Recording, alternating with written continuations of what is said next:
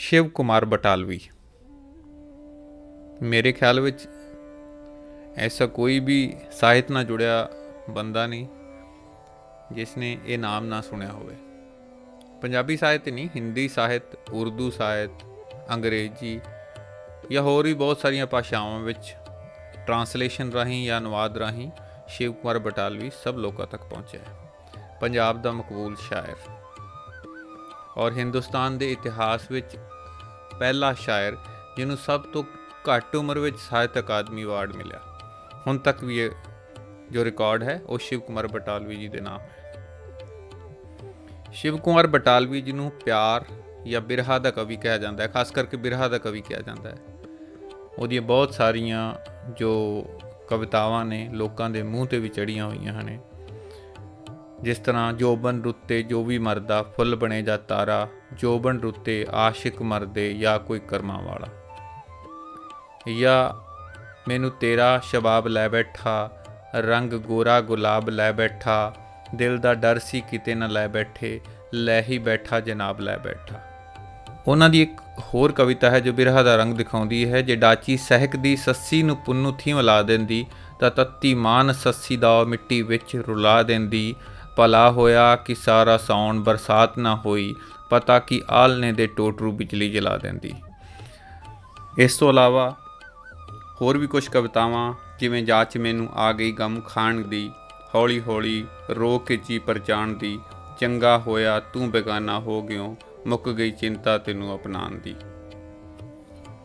शिव ने प्रेम और बिरहा तो अलावा भी बहुत सारे ऐसे टॉपिक, ऐसे विषय अपनी कविता विच लिआंदे जो शायद बहुत घट लोगों ने उन्हां बारे सुनिया होगा। खास करके पंजाबी पाठक ने तो जरूर सुने होंगे, लेकिन पंजाबी ਸਾਹਿਤ तो अलावा जो हिंदी या उर्दू या अंग्रेजी के ਸਾਹਿਤ के लोग ने जिन्हां तक शिव ट्रांसलेशन राही पहुँचा, अनुवाद राही पहुँचा, उन्हां तक शायद वो सारे टॉपिक नहीं पहुँचे। उन्होंने एक कविता हिजड़ा, जो एक जिन्हों आप थर्ड जेंडर भी कह दें, उन्होंने समर्पित करते हुए लिखी। रात अद्धी आर अद्धी पार है, सोच मेरी वांग ही बेजार है, ये तो मैनू इयों पई है पाशदी, मेरे वाकण मर्द है ना नार है, रात अद्धी आर अद्धी पार है। मेरा ये कहने का मतलब ये है कि शिव कुमार ने सिर्फ प्रेम और बिरहा बारे भी नहीं लिखा, उस तो अलावा बहुत सारे ऐसे विषय ने जिन्हों के बारे उन्होंने बहुत खुल के लिखा। अज जिस रचना की गल असीं करन जा रहे हैं वो उन्हों की एक बहुत ही शानदार रचना है जिन्हों महाकाव्य का भी नाम दिता लूणा। लूणा जो महाकाव्य है वो एक किस्से के उपर आधारित है, जो किस्सा पंजाब ते पंजाब के नाल लगदे सूबियां विच भी काफ़ी लोगों ने सुनिया होवेगा। अध्यात्मिक तौर पर भी जो लोग किस्सियां नूं सुनते हैं, पूर्ण भगत का किस्सा, पूर्ण भगत का किस्सा हरियाणे दी बहुत सारिया रागणियां विच भी गाया जाता है।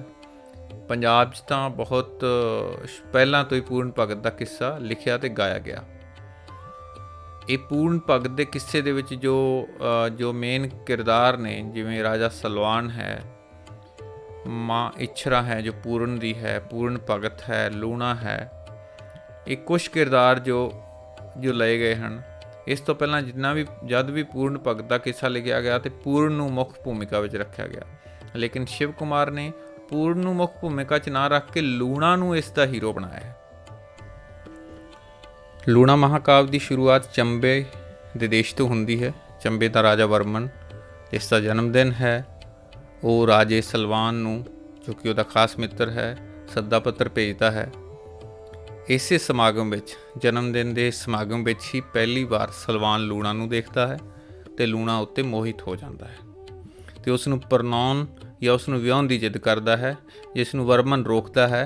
लेकिन वर्मन की घरवाली कुंत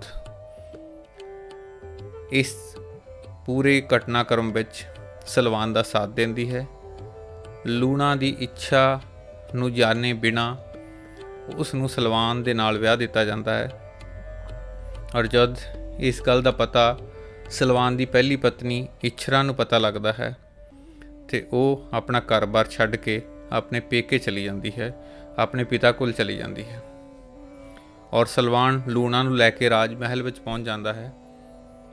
ਔਰ ਇਸੇ ਸਮੇਂ ਸਲਵਾਨ ਦਾ ਪੁੱਤਰ ਪੂਰਨ, ਜੋ ਕਿ ਇੱਕ ਲੰਮੇ ਸਮੇਂ ਤੱਕ ਇੱਕ ਗੁਪਤ ਸਥਾਨ 'ਤੇ ਜਾਂ ਕਹਿ ਸਕਦੇ ਹਾਂ ਭੋਰੇ ਵਿੱਚ ਰੱਖਿਆ ਗਿਆ, ਜੋ ਕਿਸੇ ਜੋਤਸ਼ੀ ਦੇ ਦੱਸੇ ਅਨੁਸਾਰ ਕਿ ਇਹਦੀ ਜਾਨ ਤਾਂ ਬਚ ਸਕਦੀ ਹੈ ਕਿ ਅਗਰ ਇਹ ਇੰਨੇ ਸਾਲ ਤੱਕ ਉਸ ਭੋਰੇ 'ਚ ਰਹੇ।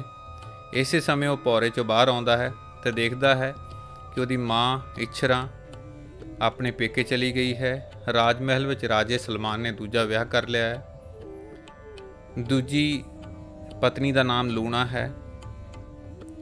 ਲੂਣਾ ਜਦ ਪਹਿਲੀ ਵਾਰ ਪੂਰਨ ਨੂੰ ਦੇਖਦੀ ਹੈ ਤੇ ਉਸ ਉੱਤੇ ਆਕਰਸ਼ਿਤ ਹੋ ਜਾਂਦੀ ਹੈ, ਉਸ ਉੱਤੇ ਮੋਹਿਤ ਹੋ ਜਾਂਦੀ ਹੈ। ਇਸ ਪਿੱਛੇ ਲੂਣਾ ਔਰ ਉਸ ਦੀ ਜੋ ਸਹੇਲੀ ਹੈ ਉਹਦਾ ਸੰਵਾਦ ਵੀ ਹੈ, ਜੋ ਉਸ ਨੂੰ ਵਰਜਦੀ ਹੈ ਇਸ ਕੰਮ ਤੋਂ। ਪਰ ਲੂਣਾ ਆਪਣੇ ਹਾਣ ਦੇ ਉਸ ਪੂਰਨ ਦੇ ਪ੍ਰਤੀ ਮੋਹਿਤ ਹੋਏ ਬਿਨਾਂ ਨਹੀਂ ਰਹਿ ਸਕਦੀ। ਲੂਣਾ ਪੂਰਨ ਨੂੰ ਆਨੇ ਬਹਾਨੇ ਇਸ ਬਾਰੇ ਦੱਸਦੀ ਵੀ ਹੈ, ਲੇਕਿਨ ਪੂਰਨ ਉਸ ਨੂੰ ਇੱਕ ਮਾਂ ਦੀ ਤਰ੍ਹਾਂ ਮੰਨਦਾ ਹੈ ਔਰ ਉਹ ਇਸ ਰਿਸ਼ਤੇ ਨੂੰ ਪਵਿੱਤਰ ਨਹੀਂ ਮੰਨਦਾ, ਉਹ ਇਸ ਰਿਸ਼ਤੇ ਨੂੰ ਪਾਕ ਸਾਫ ਨਹੀਂ ਮੰਨਦਾ। ਅਤੇ ਇਸੇ ਚੀਜ਼ ਤੋਂ ਤੰਗ ਆ ਕੇ ਉਹ ਲੂਣਾ ਦੇ ਇਸ ਨਿਵੇਦਨ ਨੂੰ ਜਾਂ ਇਸ ਪ੍ਰਪੋਜ਼ਲ ਨੂੰ ਠੁਕਰਾ ਦਿੰਦਾ ਹੈ ਅਤੇ ਮਹਿਲ ਤਿਆਗ ਦਿੰਦਾ ਹੈ। ਲੂਣਾ ਦੇ ਅਹਿਮ ਨੂੰ ਠੇਸ ਪਹੁੰਚਦੀ ਹੈ। ਉਹ ਸਲਵਾਨ ਨੂੰ ਸ਼ਿਕਾਇਤ ਕਰਦੀ ਹੈ ਕਿ ਪੂਰਨ ਨੇ ਉਸ ਦੀ ਇੱਜ਼ਤ ਨੂੰ ਹੱਥ ਪਾਇਆ ਹੈ। ਰਾਜਾ ਸਲਵਾਨ ਬਹੁਤ ਕ੍ਰੋਧਿਤ ਹੋ ਜਾਂਦਾ ਹੈ। ਉਹ ਆਦੇਸ਼ ਕਰਦਾ ਹੈ ਕਿ ਪੂਰਨ ਜਿੱਥੇ ਵੀ ਹੈ ਉਹਨੂੰ ਲੱਭ ਕੇ ਲਿਆਂਦਾ ਜਾਏ ਅਤੇ ਉਹਨੂੰ ਸਜ਼ਾ ਦਿੱਤੀ ਜਾਏ, ਉਹਦੇ ਹੱਥ ਪੈਰ ਕੱਟੇ ਜਾਣ। ਅਤੇ ਇਸ ਤੋਂ ਬਾਅਦ ਪੂਰਨ ਨੂੰ ਸੈਨਿਕ ਫੜ ਕੇ ਲੈ ਆਉਂਦੇ ਹਨ। ਪੂਰਨ ਦੀ ਮਾਂ ਇਛਰਾਂ ਨੂੰ ਵੀ ਬੁਲਾਇਆ ਜਾਂਦਾ ਹੈ। ਔਰ ਇਸ ਦੇ ਨਾਲ ਹੀ ਇਹ ਮਹਾਂਕਾਵ ਦਾ ਜੋ ਅੰਤਮ ਪੜਾਅ ਹੈ, ਇਸ ਵਿੱਚ ਕੀ ਆਪਸ 'ਚ ਵਾਰਤਾਲਾਪ ਕੀ ਹੈ, ਸੰਵਾਦ ਕੀ ਹੈ, ਉਹਦੇ ਬਾਰੇ ਅਗਰ ਤੁਸੀਂ ਪੜ੍ਹਨਾ ਚਾਹੋਗੇ ਤਾਂ ਮੇਰੇ ਖਿਆਲ 'ਚ ਜ਼ਿਆਦਾ ਮਜ਼ਾ ਆਏਗਾ। ਬਹੁਤ ਹੀ ਸ਼ਾਨਦਾਰ ਅਤੇ ਦਿਲ ਨੂੰ ਖਿੱਚਣ ਵਾਲੇ ਸੰਵਾਦ ਸ਼ਿਵ ਕੁਮਾਰ ਬਟਾਲਵੀ ਦੁਆਰਾ ਸਿਰਜੇ ਗਏ ਹਨ। ਇਸ ਮਹਾਂਕਾਵ ਦੀ ਖੂਬਸੂਰਤੀ ਇਹਦਾ ਵਾਰਤਾਲਾਪ ਹੈ। ਜੋ ਵਾਰਤਾਲਾਪ ਇਹਦੇ ਸਾਰੇ ਜੋ ਵੀ ਜਿੰਨੇ ਵੀ ਹਿੱਸੇ ਨੇ ਉਹਨਾਂ ਵਿੱਚ ਦੇਖਣ ਨੂੰ ਮਿਲਦਾ ਹੈ। ਕਦੇ ਵਰਮਨ ਅਤੇ ਸਲਵਾਨ ਦੇ ਵਿੱਚ ਵਾਰਤਾਲਾਪ ਹੈ, ਕਦੇ ਲੂਣਾ ਅਤੇ ਲੂਣਾ ਦੇ ਨਾਲ ਜੋ ਉਹਦੀਆਂ ਸਹੇਲੀਆਂ ਨੇ ਈਰਾ, ਉਹਦੇ ਨਾਲ ਉਹਦਾ ਸੰਵਾਦ ਹੈ, ਔਰ ਕਦੇ ਲੂਣਾ ਔਰ ਪੂਰਨ ਦਾ ਸੰਵਾਦ ਹੈ। ਇਹ ਜਿਹੜਾ ਆਪਸ 'ਚ ਸੰਵਾਦ ਹੈ ਇਹ ਇੰਨਾ ਜ਼ਬਰਦਸਤ, ਇੰਨਾ ਰੁਚੀਕਰ ਹੈ, ਇੰਨਾ ਬੰਨ੍ਹ ਕੇ ਰੱਖਦਾ ਕਿ ਸਰੋਤਾ ਅਗਰ ਇਸ ਨੂੰ ਪੜ੍ਹਨਾ ਸ਼ੁਰੂ ਕਰ ਦੇ ਅਤੇ ਇੱਕ ਦਿਨ ਵਿੱਚ ਹੀ ਕੋਸ਼ਿਸ਼ ਕਰਦਾ ਕਿ ਉਹਨੂੰ ਇੱਕ ਦਿਨ ਵਿੱਚ ਹੀ ਪੜ੍ਹ ਕੇ ਇਸ ਨੂੰ ਖ਼ਤਮ ਕੀਤਾ ਜਾਏ, ਕਿ ਇੰਨਾ ਦਿਲ ਖਿੱਚਵਾਂ ਇਹ ਸੰਵਾਦ ਹੈ। ਜਿਵੇਂ ਕਿ ਵਰਮਨ ਸਲਵਾਨ ਨੂੰ ਜਦੋਂ ਸਲਵਾਨ ਲੂਣਾ ਬਾਰੇ ਕਹਿੰਦਾ ਹੈ ਔਰ ਇਹ ਇੱਛਾ ਜ਼ਾਹਿਰ ਕਰਦਾ ਹੈ ਕਿ ਉਹ ਲੂਣਾ ਨੂੰ ਪਰਨਾਉਣਾ ਚਾਹੁੰਦਾ ਹੈ ਜਾਂ ਉਸ ਨੂੰ ਵਿਆਹੁਣਾ ਚਾਹੁੰਦਾ ਹੈ, ਅਤੇ ਵਰਮਨ ਦੱਸਦਾ ਹੈ ਕਿ ਉਸੇ ਹੀ ਜਿਸ ਤਰੀਕੇ ਨਾਲ ਇਸ ਮਹਾਂਕਾਵ 'ਚ ਲਿਖਿਆ ਹੈ ਮੈਂ ਉਸੇ ਤਰੀਕੇ ਨਾਲ ਤੁਹਾਨੂੰ ਦੱਸਦਾ। ਵਰਮਨ ਕਹਿੰਦਾ, ਲੂਣਾ ਬਾਰੂ ਸ਼ੂਦਰ ਦੀ ਧੀ ਹੈ, ਸੋਹਣੀ ਚੰਚਲ ਕੋਮਲ ਅੰਗੀ, ਪਰ ਪਿਛਲੇ ਜਨਮਾਂ ਦਾ ਫਲ ਹੈ, ਜਿਵੇਂ ਅਪਸਰਾ ਪਰ ਪਿੱਟ ਅੰਗੀ, ਮਧਰਾ ਦੇ ਵਿੱਚ ਜਿਉਂ ਜਲ ਗੰਗੀ, ਸ਼ੂਦਰ ਨਾਰ ਕਿਸੇ ਰਾਜੇ ਦੀ ਸੰਭਵ ਨਾ ਹੋਵੇ ਅਰਧੰਗੀ। ਉਹਨੂੰ ਮਨਾ ਕਰਦਾ ਹੈ ਕਿ ਸ਼ੂਦਰ ਜੋ ਹੈ ਉਹ ਸ਼ੂਦਰ ਹੈ ਔਰ ਉਸਨੂੰ ਉਹ ਕਿਸੇ ਵੀ ਰਾਜੇ ਦੀ ਅਰਧੰਗੀ ਨਹੀਂ ਹੋ ਸਕਦੀ। ਸਲਵਾਨ ਦਾ ਜਵਾਬ ਹੈ, ਜੇ ਲੂਣਾ ਸ਼ੂਦਰ ਦੀ ਧੀ ਹੈ, ਨਿਰਦੋਸ਼ੀ ਦਾ ਦੋਸ਼ ਵੀ ਕੀ ਹੈ। ਵਰਮਨ, ਦੋਸ਼ ਤਾਂ ਉਸਦੇ ਕਰਮਾਂ ਦਾ ਹੈ ਜਾਂ ਫਿਰ ਪਿਛਲੇ ਜਨਮਾਂ ਦਾ ਹੈ। ਸਲਵਾਨ, ਨਹੀਂ, ਕੁਝ ਦੋਸ਼ ਨਾ ਉਸਦਾ, ਦੋਸ਼ ਤਾਂ ਸਾਡੇ ਭਰਮਾਂ ਦਾ ਹੈ ਜਾਂ ਫਿਰ ਸਾਡੇ ਧਰਮਾਂ ਦਾ ਹੈ। ਧਰਮ ਜੋ ਸਾਨੂੰ ਇਹ ਕਹਿੰਦੇ ਨੇ, ਮੰਦਰਾਂ ਦੇ ਵਿੱਚ ਸ਼ੰਖ ਵਜਾਵੋ, ਵੱਟਿਆਂ ਦੇ ਵਿੱਚ ਸਰਦਾ ਰੱਖੋ, ਪੱਥਰਾਂ ਅੱਗੇ ਧੂਫ ਦਿਖਾਵੋ, ਪਰ ਜੇ ਮਾਨਵ ਮਰਦਾ ਹੋਵੇ, ਮਰਦੇ ਮੂੰਹ ਵਿੱਚ ਬੂੰਦ ਨਾ ਪਾਵੋ, ਇੱਕ ਦੂਜੇ ਦੇ ਲਹੂਆਂ ਦੇ ਵਿੱਚ ਆਪਣੇ ਆਪਣੇ ਹੱਥ ਡੁਬਾਵੋ, ਆਉਂਦੇ ਮਾਨਵ ਜੋਗਾ ਰਲ ਕੇ, ਖੇਤੀ ਰੱਜ ਕੇ ਕੋਝ ਉਗਾਵੋ, ਤਵਾਰੀਖ ਦੀ ਛਾਤੀ ਉੱਤੇ ਰੰਗਾਂ ਵਾਲੇ ਨਾਗ ਲੜਾਵੋ, ਸਮਿਆਂ ਦੇ ਸ਼ਮਸ਼ਾਨ ਘਾਟ 'ਤੇ ਆਪਣੀ ਆਪਣੀ ਮੜੀ ਬਣਾਵੋ, ਕਿਹੜਾ ਧਰਮ ਤੇ ਕਿਹੜਾ ਰੰਗ ਹੈ, ਸੰਗਮਰਮਰ ਦੇ ਖੁਤਬੇ ਲਾਵੋ। ਧਰਮ ਤਾਂ ਮੇਰੇ ਮਿੱਤਰ ਉਹ ਹੈ ਜੋ ਨਾ ਲਹੂ ਦਾ ਰੰਗ ਪਛਾਣੇ, ਜੋ ਸਭਨਾਂ ਨੂੰ ਇੱਕ ਕਰ ਜਾਣੇ, ਮਾਨਵ ਦੀ ਪੀੜਾ ਨੂੰ ਸਮਝੇ, ਮਾਨਵ ਦੀ ਪੀੜਾ ਨੂੰ ਜਾਣੇ। ਇਸ ਤਰੀਕੇ ਨਾਲ ਇਹ ਜੋ ਵਾਰਤਾਲਾਪ ਹੈ, ਇਸ ਵਿੱਚ ਸ਼ਿਵ ਦੀ ਜੋ ਸੋਚ ਹੈ ਕਿ ਜੋ ਅੱਜ ਕੱਲ੍ਹ ਜਾਤ ਦੇ ਨਾਂ 'ਤੇ, ਧਰਮ ਦੇ ਨਾਂ 'ਤੇ ਜੋ ਲੋਕਾਂ ਨੂੰ ਇੱਕ ਦੂਜੇ ਤੋਂ ਵੱਖਰਾ ਕੀਤਾ ਜਾਂਦਾ ਹੈ, ਉਹਨਾਂ ਨੂੰ ਲੜਾਇਆ ਜਾਂਦਾ ਹੈ, ਉਹਦੇ ਉੱਤੇ ਬਹੁਤ ਸ਼ਾਨਦਾਰ ਇੱਕ ਕਟਾਕਸ਼ ਹੈ। ਔਰ ਇਸ ਤੋਂ ਬਾਅਦ ਅਗਰ ਮੈਂ ਗੱਲ ਕਰਾਂ ਲੂਣਾ ਔਰ ਦਾ ਦੂਜਾ ਜੋ ਅੰਕ ਹੈ ਜੋ ਸ਼ੁਰੂ ਹੁੰਦਾ ਹੈ, ਮੈਂ ਅੱਗ ਟੁਰੀ ਪਰਦੇਸ ਨੀ ਸਈਓ ਅੱਗ ਟੁਰੀ ਪਰਦੇਸ, ਇੱਕ ਛਾਤੀ ਮੇਰੀ ਹਾੜ ਤਪੈਂਦਾ ਦੂਜੀ ਤਪੈਂਦਾ ਜੇਠ ਨੀ ਮੈਂ ਅੱਗ ਤੁਰੀ ਪਰਦੇਸ। ਲੂਣਾ ਇਸ ਸਭ ਤੋਂ ਖੁਸ਼ ਨਹੀਂ ਹੈ ਅਤੇ ਉਹ ਸਮਾਜ ਨੂੰ ਇੱਕ ਤਰੀਕੇ ਨਾਲ ਲਾਹਨਤ ਪਾਉਂਦੀ ਹੈ। ਮਥਰੀ ਉਸ ਨੂੰ ਵਰਜਦੀ ਹੈ। ਉਸ ਦੇ ਜਵਾਬ ਵਿੱਚ ਲੂਣਾ ਕਹਿੰਦੀ ਹੈ, ਸਈਏ ਨੀ ਸੁਣ ਮੇਰੀਏ ਸਈਏ, ਅੱਗ ਦੀ ਪੀੜ ਪਛਾਣੇ ਕਿਹੜਾ, ਅੱਗ ਦੇ ਦੁੱਖ ਨੂੰ ਜਾਣੇ ਕਿਹੜਾ, ਸਈਏ ਜਦ ਵੀ ਅੱਗ ਜੰਮਦੀ ਹੈ, ਅੱਗ ਦੀ ਅੰਬੜੀ ਰੋ ਪੈਂਦੀ ਹੈ, ਹਰ ਅੰਬੜੀ ਦੀ ਕੁੱਖ ਵਿੱਚ ਸਈਏ ਪੁੱਤਰ ਦੀ ਖੁਸ਼ਬੂ ਰਹਿੰਦੀ ਹੈ, ਅੱਗ ਜੰਮੇ ਤਾਂ ਦੁੱਧ ਸੁੱਕ ਜਾਂਦਾ, ਵਿੱਚ ਕਲੇਜੇ ਖੋ ਪੈਂਦੀ ਹੈ, ਬਾਬਲ ਦੀ ਪੱਗ ਦਾ ਰੰਗ ਖੁਰਦਾ, ਕੰਨੀ ਮੰਦੀ ਸ਼ੋਹ ਪੈਂਦੀ ਹੈ, ਜਨਮ ਦਿਹਾੜੇ ਬੂਹਿਓਂ ਕੱਢਣ ਦੀ ਬਸ ਚਿੰਤਾ ਹੋ ਜਾਂਦੀ ਹੈ, ਅੱਗ ਦੀ ਪੀੜ ਪਛਾਣੇ ਕਿਹੜਾ, ਅੱਗ ਨੂੰ ਪੀੜ ਸਦਾ ਰਹਿੰਦੀ ਹੈ। ਇਸ ਤਰੀਕੇ ਨਾਲ ਆਪਣੇ ਆਪ ਨੂੰ ਅੱਗ ਨਾਲ ਤੁਲਨਾ ਕਰਦੇ ਹੋਏ ਲੂਣਾ ਨੇ ਸਮਾਜ ਨੂੰ ਇੱਕ ਤਰੀਕੇ ਦੇ ਨਾਲ ਕਟਹਿਰੇ 'ਚ ਖੜਾ ਕੀਤਾ ਹੈ, ਜਾਂ ਇਹ ਕਹਿ ਸਕਦੇ ਹੋ ਕਿ ਲੂਣਾ ਦੇ ਰਾਹੀਂ ਸ਼ਿਵ ਨੇ ਸਮਾਜ ਨੂੰ ਕਟਹਿਰੇ 'ਚ ਖੜਾ ਕੀਤਾ ਹੈ। ਜਿਵੇਂ ਕਿ ਮੈਂ ਪਹਿਲਾਂ ਵੀ ਕਿਹਾ ਹੈ ਕਿ ਇਸ ਮਹਾਕਾਵਿ ਦੀ ਜੋ ਖਾਸ ਜੋ ਬਣਤਰ ਹੈ, ਉਹਦੇ ਵਿੱਚ ਵਾਰਤਾਲਾਪ ਜਾਂ ਜੋ ਆਪਸ ਸੰਵਾਦ ਹੈ ਉਹ ਬਹੁਤ ਖਾਸ ਹੈ। ਜਿਵੇਂ ਇੱਕ ਸੰਵਾਦ ਹੈ ਇੱਛਰਾਂ ਅਤੇ ਗੋਲੀ ਦੇ ਵਿੱਚ।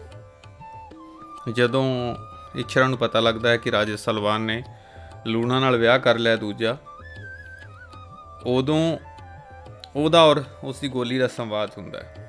ਗੋਲੀ ਦੀਆਂ ਲਾਈਨਾਂ ਹਨ, ਇਹਨਾਂ ਮਰਦਾਂ ਦੀ ਜਾਤ ਦੀ ਭਲੀ ਪੁੱਛੀ, ਇਸ ਜਾਤ ਤੋਂ ਰਾਣੀਏ ਭਲੇ ਕੁੱਤੇ, ਬਈਆਂ ਖਾ ਕੇ ਰਾਖੀਆਂ ਕਰਨ ਜਿਹੜੇ, ਛੱਡਣ ਦਰ ਨਾ ਖਾ ਕੇ ਰੋਜ਼ ਜੁੱਤੇ, ਖਾ ਜਾਣ ਨੀ ਕੂਲੀਆਂ ਲਗਰ ਦਹੀਆਂ, ਪਰ ਇਹ ਮਰਦ ਮੁਹੱਬਤ ਦੇ ਨਾਮ ਉੱਤੇ, ਸੁੰਘਦੇ ਫਿਰਨੇ ਦਰਾਂ ਪਰਾਇਆਂ ਉੱਤੇ, ਮਰਦ ਰਹਿਣ ਪਰਾਈਆਂ ਦੀ ਸਦਾ ਭੁੱਖੇ, ਨੀ ਇਹ ਉਹ ਕੁੱਤੇ ਜੋ ਨਾ ਕਰਨ ਰਾਖੀ, ਸੰਨ ਮਾਰਦੇ ਵਫਾ ਦੇ ਨਾਮ ਉੱਤੇ, ਦਿਨੇ ਹੋਰ ਦੇ ਦਰਾਂ ਤੇ ਟੁੱਕ ਖਾਂਦੇ, ਰਾਤੀ ਹੋਰ ਦੇ ਦਰਾਂ ਤੇ ਜਾ ਸੁੱਤੇ।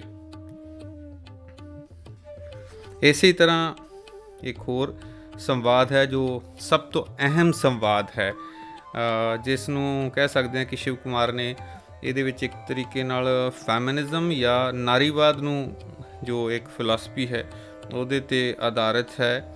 ਜਦੋਂ ਲੂਣਾ ਆਪਣੀ ਸਹੇਲੀ ਈਰਾ ਨੂੰ ਜਵਾਬ ਦਿੰਦੀ ਹੈ, ਈਰਾ ਲੂਣਾ ਨੂੰ ਕਹਿੰਦੀ ਹੈ ਕਿ ਤੂੰ ਇਹ ਕੰਮ ਨਾ ਕਰ, ਕਿ ਪੂਰਨ ਦੇ ਪ੍ਰਤੀ ਜੋ ਉਹਦਾ ਆਕਰਸ਼ਣ ਹੈ ਉਸ ਨੂੰ ਉਹ ਗਲਤ ਕਹਿੰਦੀ ਹੈ ਈਰਾ, ਔਰ ਉਹਨੂੰ ਕਹਿੰਦੀ ਹੈ ਕਿ ਤੂੰ ਇਸ ਤਰ੍ਹਾਂ ਚੰਬੇ ਦੇਸ਼ ਦਾ ਜੋ ਨਾਮ ਹੈ ਉਹਨੂੰ ਬਦਨਾਮ ਨਾ ਕਰੀ, ਉਹਨੂੰ ਨਾ ਭੰਡੀ।